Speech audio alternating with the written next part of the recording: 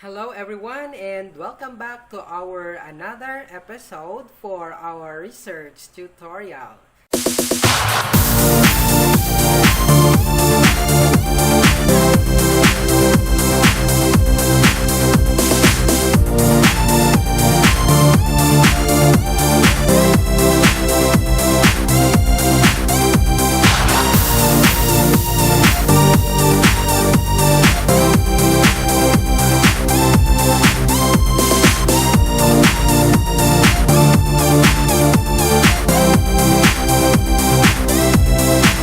So in this video, I will try to describe, discuss, or present to you or explain another part of your research paper, which is the theoretical framework.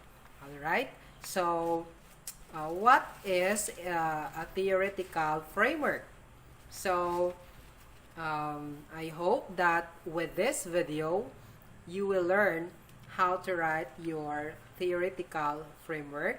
So take note of the details that I will be giving to you so that you will be guided as you will write your theoretical framework. So actually, by definition, theoretical framework is a part of your research paper that provides the theory that supports your study. Okay? A certain research study will become more credible, it is more valid and reliable once it is supported by theories. Okay? And because these theories provides important concepts why certain phenomenon or certain things are happening around us.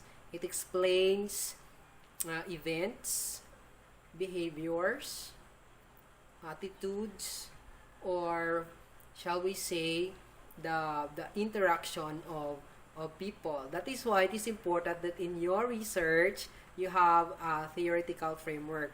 But I have noticed that in some other institutions they don't use the theoretical framework, but I suggest it is very important that your research has this theoretical framework. So again, your theoretical framework provides a theory that supports your study, and you have to make sure that when you look for your theory, you have to consider its relevance. It should be related, of course, to your research study. If it's about learning, so it should also the theory should also be about learning, and it should not be about something like business theories, because it's about learning. So when you write your theoretical framework, I have here a suggested format. So first, in your first paragraph, you are going to of course present the theory. What's the name of the theory? Who are the proponent or proponents? And also include your year proposed or year developed for that particular theory. And then in the second paragraph of your theoretical framework, you will have now to discuss the concept of the theory. What's the content of that theory? So you will describe that there in that part of your research paper, and make sure that you cited all authors where you get the information, the source. Okay, you always cite them, acknowledge them, so that you will avoid plagiarism. Okay, and then after discussing the concept about or the content of the theory, the third paragraph will now be about explaining the aspect of your research, where the theory is applied or used. So meaning to say, what particular part of your research is the theory applicable, or what area of your research points out that the theory is being applied there or is being used or utilized. So you have to connect your research with the theory, okay, so that there will be relevance. Okay, so that is why earlier I said that you need to consider the relevance of the theory in your research. That's very important. So that's only a simple format in writing the theoretical framework.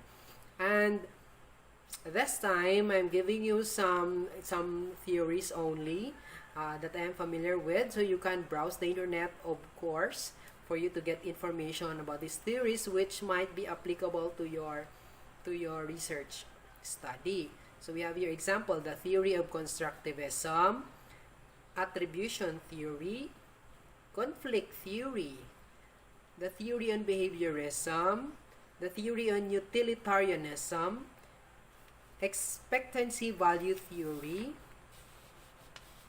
theory of moral development, psychoanalytic theory, constitutional theory, and two-factor theory. Actually, there are a lot of theories which you can get from books, okay, in your library, or of course we have now the online platform.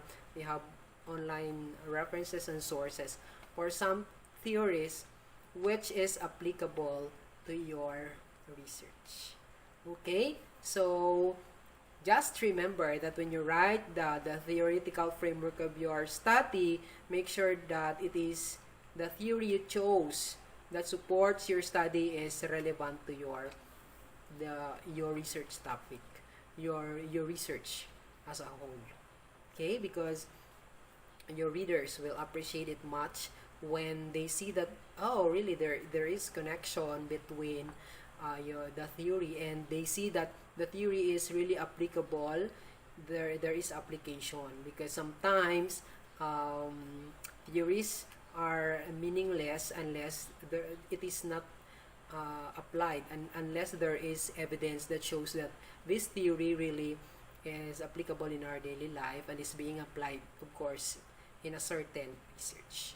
Okay, so if you are going to put or write your research theoretical framework, so it will look like this.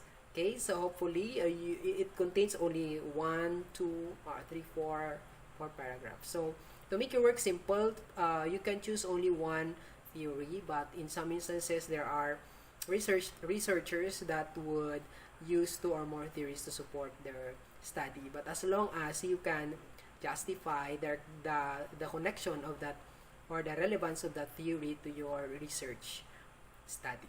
Okay, so that's all. Thank you, and I hope you learned something about theoretical framework. Happy writing!